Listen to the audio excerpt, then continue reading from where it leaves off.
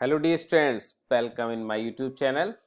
आज की इस वीडियो में हम लोग एक नया टॉपिक लेके आए हैं, बेसिक्स ऑफ बायो इन्फॉर्मेटिक्स। ठीक है, आज के इस टॉपिक में हम जानेंगे what is the bio informatics. तो हम सब जानते हैं, थोड़ा बहुत जानते होंगे बायो इन्फॉर्मेटिक्स। जैसे बायो इन्फॉर्मेटिक्स जो है दो वर्ड से मिलकर बना है, बायोलॉजी प्लस इन्फॉर्मेटिक्स, यानी use of information technology in the field of biology is called bio informatics. ठीक है, एक कह सकते हैं बायो इन्फॉर्मेटिक्स का एक इंटरडिसिप्लिनरी ब्रांच है। ठीक है, यानी इंटरडिसिप्लिनरी ब्रांच का मतलब जो कि कई ब्रांच से मिलकर बना है। यानी जो बेसिकली जो हम बात करें, जो बायो इन्फॉर्मेटिक्स है ये mainly computer, use of computer plus biological information. यानी जो बायोलॉजी है, बायोलॉजी में जब कंप्यूटर का डिस्कवरी हुआ तो कंप्यूटर साइंस और बायोलॉजी को मर्ज करके एक न्यू ब्रांच इमर्ज हुई, जिसको हमने क्या जिसको हमने कहा बायो इन्फॉर्मेटिक्स। अगर हम देखना चाहें सिंपल वर्ड में, bio informatics is a interdisciplinary research between the biological science and computer biology. ठीक है, यानी बायो इन्फॉर्मेटिक्स क्या है? Information technology. इंफॉर्मेशन टेक्नोलॉजी मतलब हमारा उसमें हम कंप्यूटर, सॉफ्टवेयर, हार्डवेयर इन सब का यूटिलाइजेशन करते हैं। ठीक है, तो इसमें अगर हम बात करें, बहुत सारी डेफिनेशंस हैं बायोइन्फॉर्मेटिक्स की, बहुत सारी डेफिनेशंस अलग अलग लोगों ने दी। हम यहाँ पर एक दो डेफिनेशंस को देख लेते हैं। तो लस्कॉम्बे एट अल, इनके according bioinformatics as a union of biology and informatics, and it involves the technology that uses computers for storage, retrieval, manipulation and distribution of information related to biological macromolecules such as DNA, RNA and protein। ठीक है, यानी जो इन लस्कॉम्बे एटाल के according biology में हम क्या कर, एक इंफॉर्मेटिक, मैंने बताया पहले ही बताया कि बायो इन्फॉर्मेटिक्स इस नाम से अगर हम बात करें तो इसको हम, ठीक है, यानी बायो बायो फॉर बायोलॉजी, ठीक है, इंफॉर्मेटिक्स विथ इंफॉर्मेशन टेक्नोलॉजी, यानी ये वर्ड इन दो शब्दों से मिलकर बना है। ठीक है, यानी यूज ऑफ इंफॉर्मेटिक्स टेक्नोलॉजी या information technology in the field of biology. ठीक है, तो bioinformatics as a union of biology and informatics and it involves the technology that uses computers for storage। हम कंप्यूटर में कोई भी डाटा को store कर लेते हैं, अब फिर हमको जब दोबारा वो डाटा चाहिए तो हम क्या करते हैं, उस डाटा को देखने के लिए, तो जो देखने वाला प्रोसेस है, दोबारा उस डाटा को सर्च करें, दैट इज कॉल्ड रिट्राइवल। ठीक है, अगर हमारा मन हुआ कि उस डाटा में कुछ चेंज करना है तो हम उसको मैनिपुलेट भी कर पाए, उसमें कुछ चेंजेस कर पाए, that is called manipulation. And distribution of information, और उस इंफॉर्मेशन को हम लोगों तक डिस्ट्रीब्यूट भी कर पाए। तो हम यहाँ पर जो बायोइन्फॉर्मेटिक्स में जो बायोलॉजिकल की बात करेंगे, किस तरह की बायोलॉजिकल इंफॉर्मेशन का हम इसमें यूज कर सकते हैं, तो हम इसमें मेनली मैक्रोमॉलिक्यूल्स, जो बायोलॉजिकल साइंस में मैक्रोमॉलिक्यूल्स हैं, उनका यहाँ पर हम उनके बारे में जानते हैं, जैसे डीएनए, आरएनए एंड प्रोटीन्स। ठीक है, एक और डेफिनेशन है, इसको भी देख लेते हैं। Bioinformatics is the science of developing computer database and algorithm for the purpose of speeding of the enhancing biological research. ठीक है, तो बायोइन्फॉर्मेटिक्स क्या है, हमने एक इसमें क्या है, कंप्यूटर डेटाबेस और बहुत सारी एल्गोरिथम को डेवलप किया गया, और उसका बेनिफिट क्या हुआ, जो बायोलॉजिकल फील्ड में रिसर्च हो रही है उस रिसर्च को फास्ट किया जा सके। ठीक है, एक्चुअली जो है क्या, बायोइन्फॉर्मेटिक्स एक बहुत ही इंपॉर्टेंट, मतलब इससे क्या होता है, टाइम सेविंग होता है, एनर्जी सेविंग, यानी मनी का भी सेविंग होता है। हमको कोई रिसर्च वर्क करना है तो हमें, अगर जो बायोलॉजिकल डेटाबेसेस हैं उसमें बहुत सारी इंफॉर्मेशन है, उससे हमको बहुत हेल्प मिल जाती है रिसर्च करने में। ठीक, कुछ हम देख लेते हैं क्या मेजर हिस्टोरिकल इवेंट हुए हैं, किस तरह की डिस्कवरीज हुई हैं in the field of bioinformatics. तो first in 1965 Margaret Dayhoff developed a first protein sequence database. ठीक है, 1965 में मार्गरेट डेऑफ ने फर्स्ट डेटाबेस तैयार किया था, that is called protein Atlas of protein sequence and structure. देखिए एटलस जो हमारा मैप, ठीक है, जो ज्योग्राफी के स्टूडेंट जानते हैं मैप, जो मैप का होता है ना, जिसमें पूरे ज्योग्राफिकल इंफॉर्मेशन प्रेजेंट होती है, दैट इज कॉल्ड एटलस। उसी से रिलेटेड ये एक डाटाबेस तैयार किया गया। एक डाटाबेस था जिसमें कि प्रोटीन के सीक्वेंस अवेलेबल थे, ठीक है। तो उसको कहा गया Atlas of protein sequence and structure. ये किसने दिया? मार्गरेट डे ऑफ ने। कब दिया? 1965, ठीक। इसके बाद in 1970 first sequence alignment algorithm developed by Needleman and Wunsch, ठीक है। जो सीक्वेंस अलाइनमेंट एल्गोरिथम है, मतलब एक सीक्वेंस को दूसरे सीक्वेंस से कंपेयर करना, दैट इज कॉल्ड अलाइनमेंट, ठीक। तो जो सीक्वेंस अलाइनमेंट के लिए एल्गोरिथम दिया वो इन्होंने दिया, नीडलमैन एंड वंश ने। ये कब दिया? 1970 में, ठीक है। ये सब इवेंट्स, इंपॉर्टेंट इवेंट्स को मैंने यहाँ बताया है, जहां से आपको क्वेश्चन मिल सकता है, ठीक। इसके बाद इन 1974 first protein structure prediction algorithm, ठीक है। ये हमारा क्या था? प्रोटीन सीक्वेंस एल्गोरिथम था, अलाइनमेंट का एल्गोरिथम था। फिर हमारा बाद में जो डेवलप हुआ क्या था? प्रोटीन स्ट्रक्चर प्रिडिक्शन, यानी हम किसी अमीनो एसिड के सीक्वेंस के बेसिस पर उसके स्ट्रक्चर को प्रिडिक्ट कर सकते थे। तो ऐसा एक एल्गोरिथम तैयार किया, किसने दिया? चाउ एंड फैसमैन ने। कब? 1974। इसके बाद in 1980 establishment of gene bank, it is a data bank, ठीक है, and the development of fast database searching algorithm such as FASTA, ठीक है। 1980 में टू मेजर इवेंट हुए। फर्स्ट तो एक डेटा बैंक बना, जिसको हमने जीन बैंक कहा। उसके अलावा उसको सर्चिंग एल्गोरिथम, किस उसमें सर्च किया जाए, दैट इज कॉल्ड फास्टा, ठीक है, by William Pearson and BLAST by Stephen Altschul and coworkers, ठीक है। ये तो मेजर डिस्कवरी हुई कब? 1980 में, ठीक। इससे आगे बढ़ते हैं। अब हम देख लेते हैं what is the applications of bioinformatics, कि बायोइन्फॉर्मेटिक्स का क्या यूटिलाइजेशन हो सकता है। तो मेनली जो बायोइन्फॉर्मेटिक्स की एप्लीकेशंस हैं उनको हम 4 फील्ड में डिवाइड कर लेते हैं। पहला स्ट्रक्चर एनालिसिस, ठीक। हम जो हमारे मैक्रोमॉलिक्यूल्स हैं, ठीक है, मैक्रोमॉलिक्यूल्स हमारे भाई क्या क्या मैंने बताया मैक्रोमॉलिक्यूल्स अभी, ठीक। मैक्रोमॉलिक्यूल्स हमारे क्या हैं? डीएनए,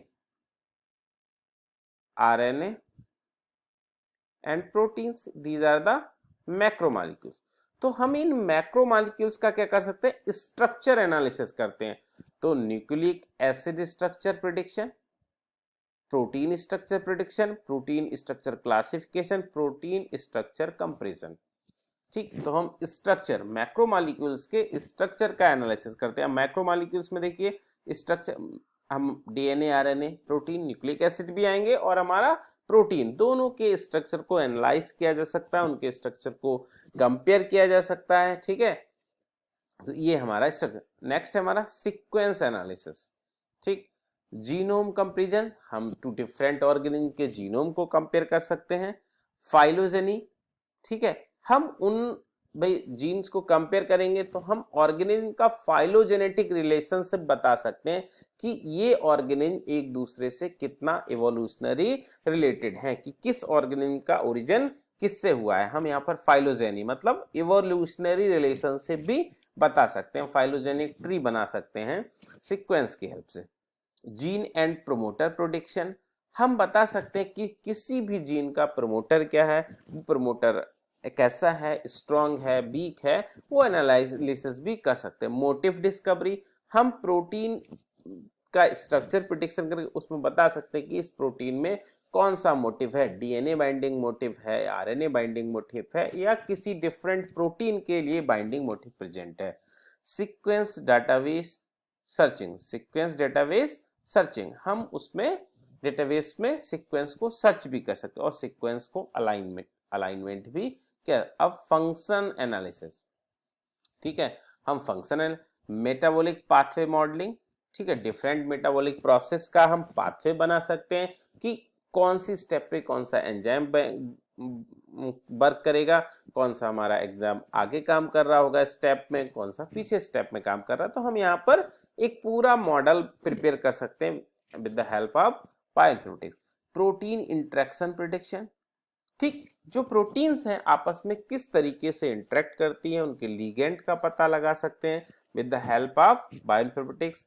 प्रोटीन सब सेलुलर लोकलाइजेशन प्रिडिक्शन, हम ये बता सकते हैं कि ये जो प्रोटीन है वो प्रोटीन हमारे किसी सेल ऑर्गेनेलीज का है या सेल के साइटोप्लाज्म में प्रेजेंट है, तो ये भी हम प्रिडिक्ट कर सकते हैं with the help of bioinformatics. इसके अलावा इन सब के बेसिस पर हम इंफॉर्मेशन टेक्नोलॉजी और बायोलॉजिकल माइक्रोमॉलिक्यूल्स की नॉलेज के बेस पर हम कोई सॉफ्टवेयर या डेटाबेस का कंस्ट्रक्शन भी कर सकते हैं जिसको फर्दर रिसर्च में यूटिलाइज किया जा सकते हैं। तो ये सारे हम डिफरेंट फील्ड में बायोइन्फॉर्मेटिक्स को यूटिलाइज कर सकते हैं।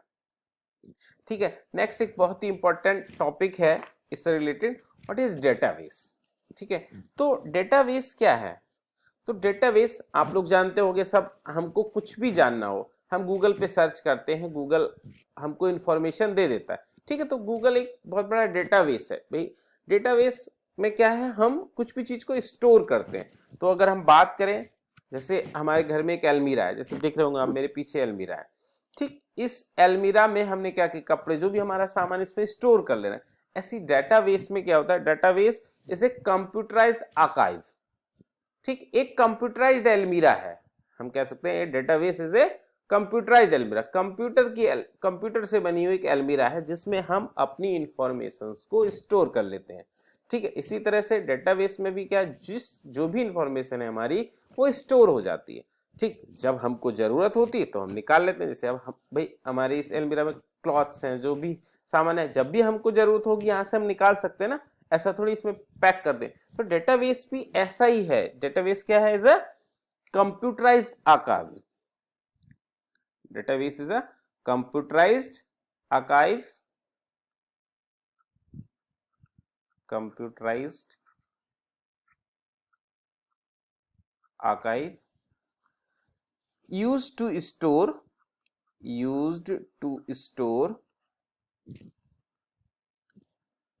store and organize data in such a way that information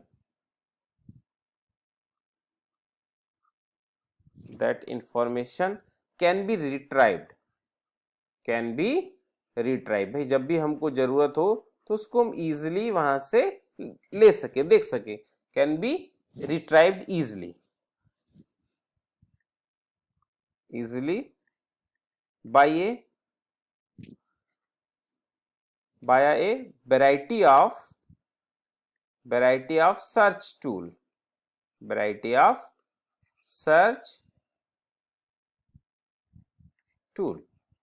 ठीक है, तो डेटाबेस क्या हो गया, कंप्यूटराइज्ड आर्काइव है।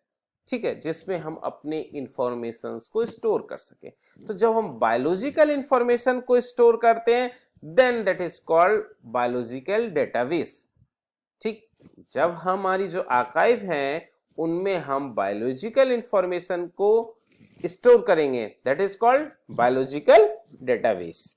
ठीक है, तो हम बात करते हैं जो बायोलॉजिकल डेटाबेस की। तो जो बायोलॉजिकल डेटाबेस है, ठीक है, बायोलॉजिकल डेटाबेस को हम 3 कैटेगरी, देखिए अब डेटाबेस में हमारी जो इंफॉर्मेशन है, जो इंफॉर्मेशन को हमने, कोई इंफॉर्मेशन है उसको उसमें रख रहे हैं, तो दैट इज कॉल्ड एंट्री।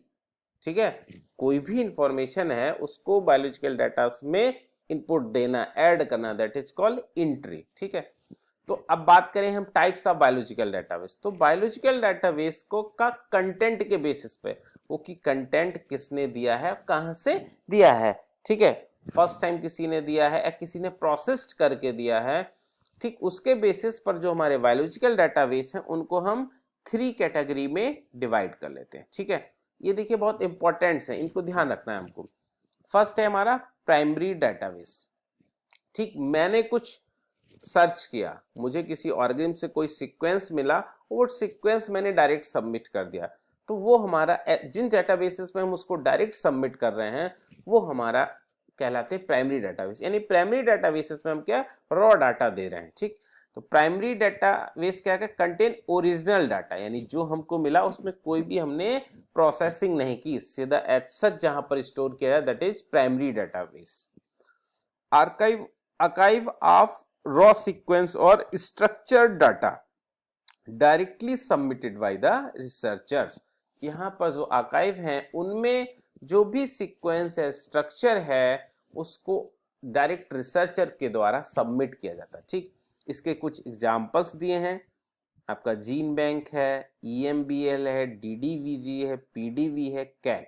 देखिए यहाँ पर कुछ पॉइंट्स मतलब, तो CAG is a metabolic database, CAG is a metabolic database. ठीक है, यानी जो मेटाबॉलिक पाथवे हैं उनकी इंफॉर्मेशन किस में अवेलेबल होती है, कैग डेटाबेस में। PDB, जो PDB है हमारा, ठीक है, PDB में हम जैसे ये है तो इसका नाम है प्रोटीन डेटा बैंक। PDB का मतलब प्रोटीन डेटा बैंक। इसकी फुल फॉर्म देखें तो हमारा इसका फुल फॉर्म है प्रोटीन डेटा बैंक। ठीक, देखिए नाम प्रोटीन डेटा बैंक, बट इसमें प्रोटीन और न्यूक्लियोटाइड, न्यूक्लिक एसिड दोनों का 3D स्ट्रक्चर, अगर हमने किसी का भी 3D स्ट्रक्चर बनाया है तो उस 3D स्ट्रक्चर को जहां सबमिट करते हैं, जहां 3D स्ट्रक्चर से स्टोर होते हैं, दैट इज कॉल्ड PDB। ठीक है, यानी जो PDB है हमारा एक सिंगल सेंट्रलाइज्ड डाटा बैंक है। अगर PDB के बारे में देखिए, ये कुछ पॉइंट्स नोट कर लीजिए बच्चों। ठीक है, PDB हमारा क्या था, single centralised data bank, centralised data bank for the 3D structure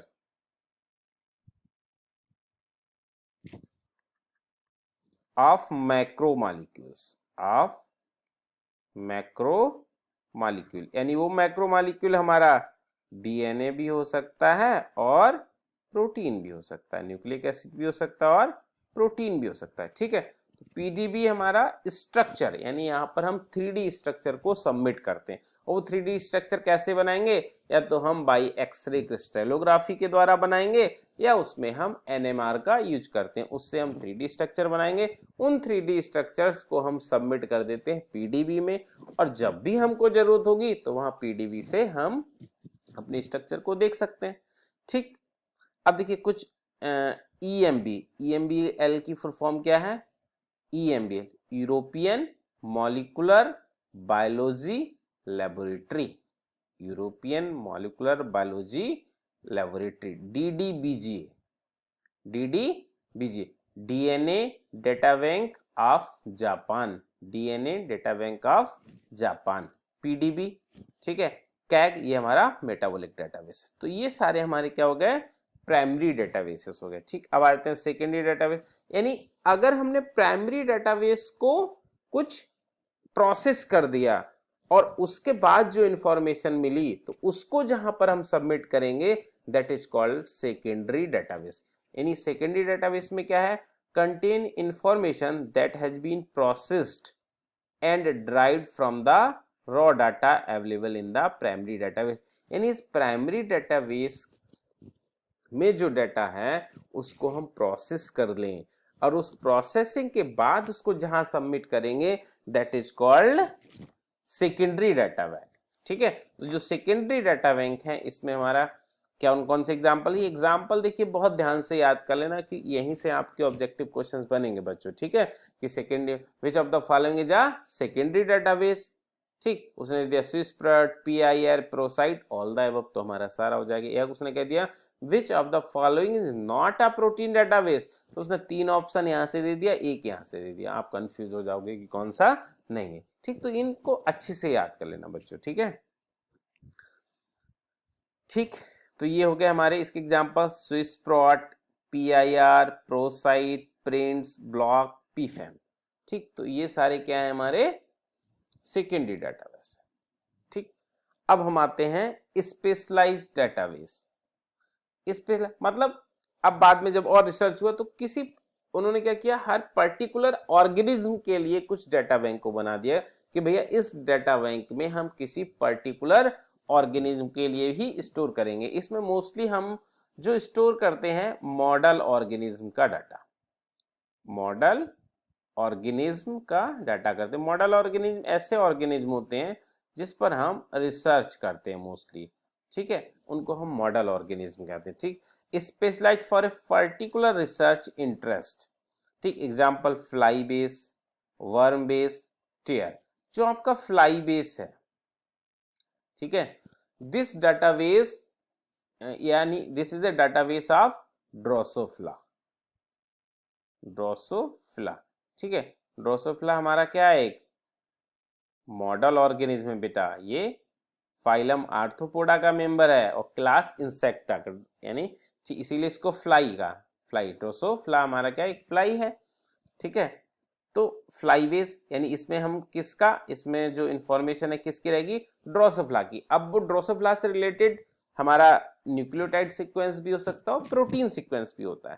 तो इसकी सारी इंफॉर्मेशन हम एक पर्टिकुलर डेटाबेस में यानी फ्लाई डेटाबेस में हमको सारी इंफॉर्मेशन मिल जाएगी। वर्म बेस, ठीक, तो ये हमारा निमेटोड्स, जो निमेटोडा के मेंबर होंगे फाइलम निमेटोड, तो इसमें जो मॉडल ऑर्गेनिज्म है मेनली, मॉडल ऑर्गेनिज्म क्या है, सी elegance.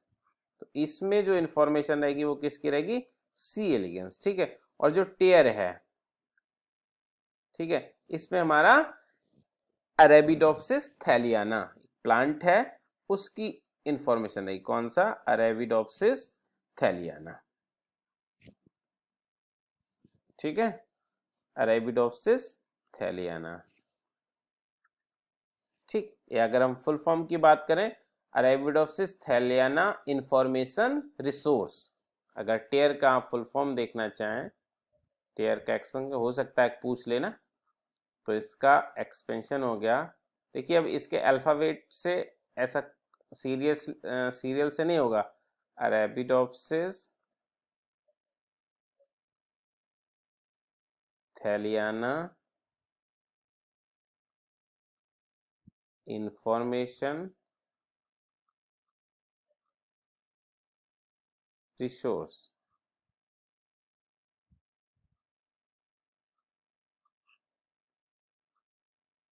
Arabidopsis, A for Arabidopsis, T for Thaliana, I for information, R for resource, Arabidopsis Thaliana information resource, ठीक। नेक्स्ट बढ़ते हैं आगे की तरफ। टाइप्स ऑफ, अब हमने जो ये बायोलॉजिकल डाटाबेस को, एक तो हमने उसके बेसिस पर कि कंटेंट हमारा डायरेक्टली रिसर्चर ने सबमिट किया, उसको प्रोसेस करके सबमिट किया इसके, और हम दूसरी टाइप से भी क्लासिफाई कर सकते हैं कि जो हमारा डेटा है दैट इज फ्रॉम न्यूक्लियोटाइड और फ्रॉम प्रोटीन, ठीक। तो उसके बेसिस पर भी हम टाइप बायोलॉजिकल डाटाबेस को टू कैटेगरी में डिवाइड कर ले रहे हैं।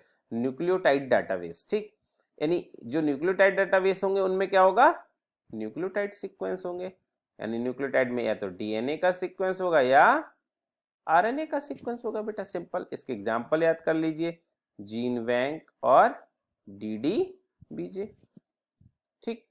नेक्स्ट प्रोटीन डेटाबेस, यानी इसमें हमारा क्या होगा, अमीनो एसिड सीक्वेंस होगा। भाई प्रोटीन क्या है, पॉलीमर ऑफ अमीनो एसिड्स, तो इसमें अमीनो एसिड का सीक्वेंस होगा। तो इसका एग्जांपल हो गया स्विस प्रोट, यूनिप्रोट, पीआईआर, ठीक है। देखिए जो स्विस प्रोट डाटाबेस है, ठीक, जैसे एक आया, ये जो स्विस प्रोट है ये हमारा कौन सी कैटेगरी में, देखिए पिछली हमने भी पढ़ा किस टाइप का है स्विस प्रोट, हमारा प्राइमरी है सेकेंडरी, तो ये प्राइमरी डाटाबेस है, ठीक। तो जो स्विस प्रोट डाटाबेस था ये 3 डेटाबेस का कॉम्बिनेशन से मिलकर बना।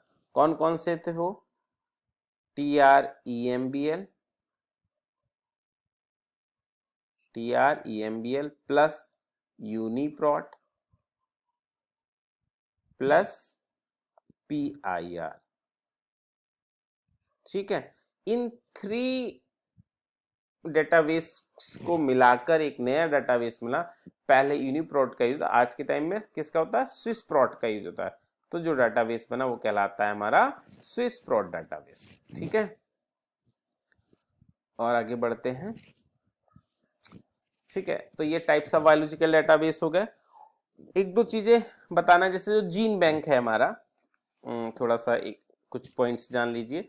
ये जीन बैंक की जीन बैंक को कौन बनाया और कौन इसको कंट्रोल करता है। ठीक है, तो जीन बैंक जो है हमारा, ये जीन बैंक,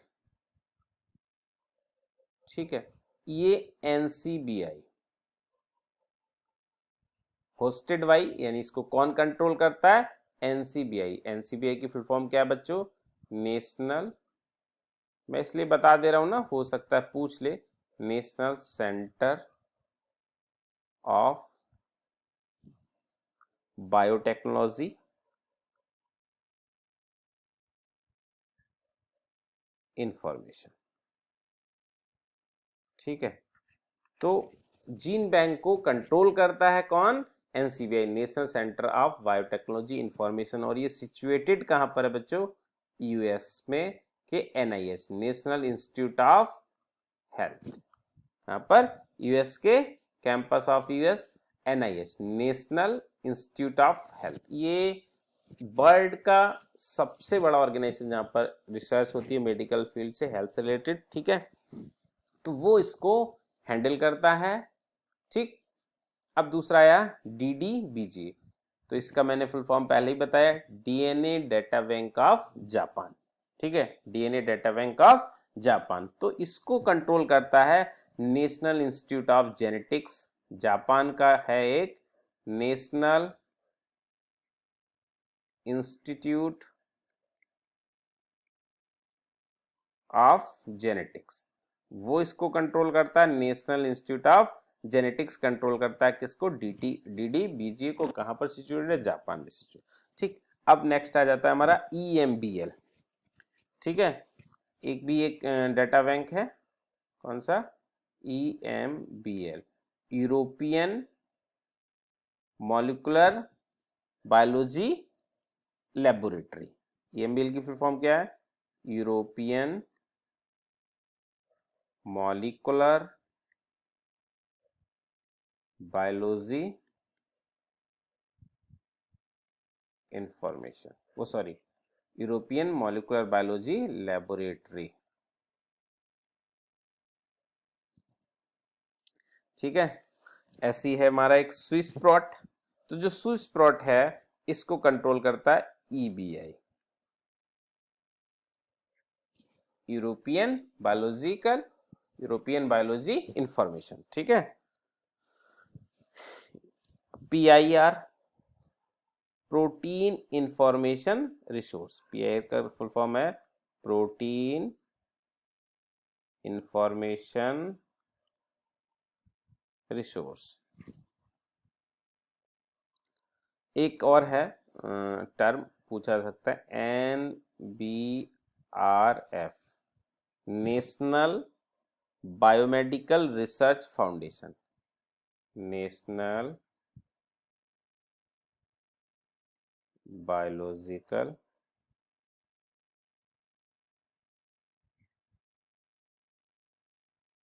रिसर्च फाउंडेशन। ठीक है, इसके अलावा बच्चों ना एक डाटा बैंक और होता है जहां पर हमारी ये रिसर्च पेपर, भाई कोई व्यक्ति रिसर्च किया तो उसने रिसर्च पेपर पब्लिश करता है, तो उन रिसर्च पेपर को भी के लिए भी एक डाटा बैंक है जिसको कहते हैं पबमेड, पबमेड। ठीक है, दिस इज क्या है, research article database, research article data bank,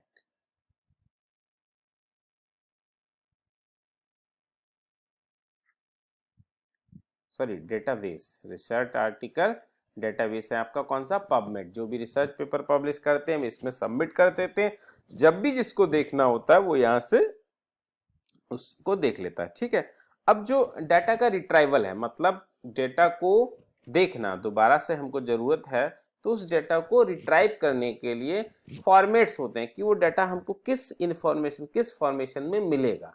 ठीक है, तो उसके लिए जो फॉर्मेट दिए, कई सारे फॉर्मेट था, एक इंटरेस्ट था। ठीक, तो जो आप मैं बता रहा पबमेड, पबमेड में जो इंफॉर्मेशन रहती है उसका फॉर्मेट होता है इंटरेस्ट। ठीक, हमारा जीन बैंक, जो जीन बैंक में इंफॉर्मेशन स्टोर रहती है, जीन बैंक में का खुद फॉर्मेट है, उसको हम जीन बैंक फॉर्मेट भी कहते हैं। अब इस टाइम एक फॉर्मेट और जो सबसे ज़्यादा यूटिलाइज होता है, उस फॉर्मेट को कहा जाता है हमारा फास्टा।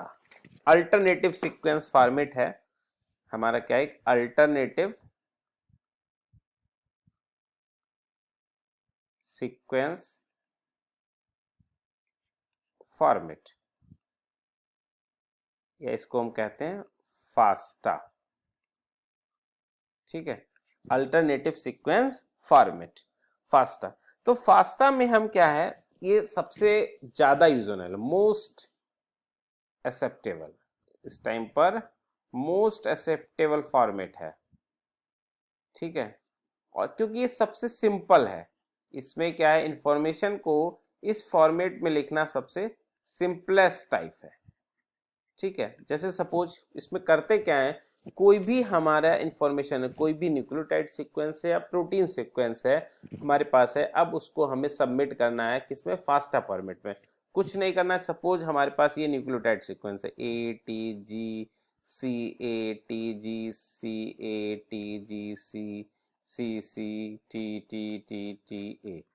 अब मैं कहूँ इसको हमें फॉर्मेट फास्टा फॉर्मेट में करना है, तो कुछ नहीं करना है, जो सीक्वेंस लिखा हुआ है उस सीक्वेंस से अबव लाइन में हम एक क्या करेंगे, right angle bracket, this is क्या है हमारा, ये राइट एंगल ब्रैकेट, इसका यूज कर लेंगे, इस तरह से इसको लगा देंगे, और यहाँ पर हमारा जो भी ऑर्गेनिज का ये सीक्वेंस है उसका नाम लिख देंगे। नहीं भी लिखेंगे तो ये हमारा क्या बन गया, सीक्वेंस हमारा फास्टा फॉर्मेट में कन्वर्ट हो गया। तो ये सिंपल है। ठीक, मैं अब इससे रिलेटेड कुछ ऑब्जेक्टिव क्वेश्चंस बता दे रहा हूँ, क्योंकि आप लोगों के एग्जाम में ऑब्जेक्टिव क्वेश्चंस आने हैं।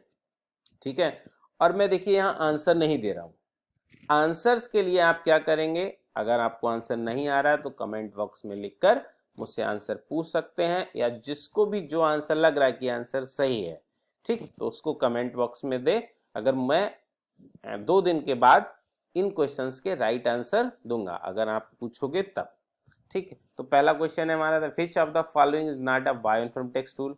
आप इनमें से देख के बताएंगे मुझको एक। अच्छा चलो पहला क्वेश्चन मैं सॉल्व कर देता हूँ। ठीक, सिंपल सा क्वेश्चन है, which of the following is not. देखिए एक मैं टिप्स देना चाहूंगा आप लोगों को, ऑब्जेक्टिव क्वेश्चंस को ध्यान में रखते हुए क्वेश्चंस को बहुत ही केयरफुली पढ़ना बहुत जरूरी है, क्योंकि हम छोटी छोटी मिस्टेक करते हैं। जैसे देखिए अब यहाँ नॉट लग गया, ठीक, तो हमको बताना कि इनमें से, अब हमको ध्यान है, हम क्वेश्चन ध्यान है, which of the following is a bioinformatic tool. अब ये सारे भाई मोस्टली बायोइन्फॉर्मेटिक टूल ही हैं, हमने अच्छा ब्लास्ट, तो ऐसे टिक करेंगे, गलती हो जाएगी। ठीक, which of the following is not a bioinformatic tool. देखिए ब्लास्ट भी हमारा बायोइन्फॉर्मेटिक्स टूल है, अभी इस थ्योरी में नहीं बताया गया, आगे बताऊंगा।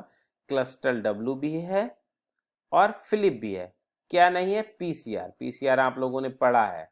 ठीक है, ये हमारा क्या है, पॉलीमरेज चेन रिएक्शन, एक टेक्निक है जो कि हम जीन क्लोनिंग और इसमें यूटिलाइज करते हैं। ठीक, अब which of the following is not a type of, देखिए फिर नॉट है, not a type of bioinformatic database. अब आपको पता होगा, इसका मैं नहीं बता रहा हूँ। Which is the name of the file format commonly use to store DNA sequence database, अभी बताया था, ध्यान कर लीजिए। ठीक है, which of the following is a common database of protein sequence, इसको भी आप थ्योरी पढ़ोगे, ये पूरा वीडियो देखोगे समझ में आ जाएगा।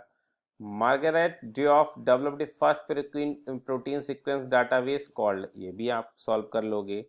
Each record in database is called as, ये भी आप सॉल्व कर लोगे वीडियो देखोगे तो। Which of the following is a primary database, इसको भी सॉल्व कर लेंगे। DDBJ, तो ये सारे सॉल्व कर सकते हैं आप। ठीक है, आंसर्स कमेंट बॉक्स में जरूर दीजिएगा, और मेरे चैनल्स को लाइक करें, सब्सक्राइब करें एंड शेयर भी जरूर करें। ठीक है, थैंक यू।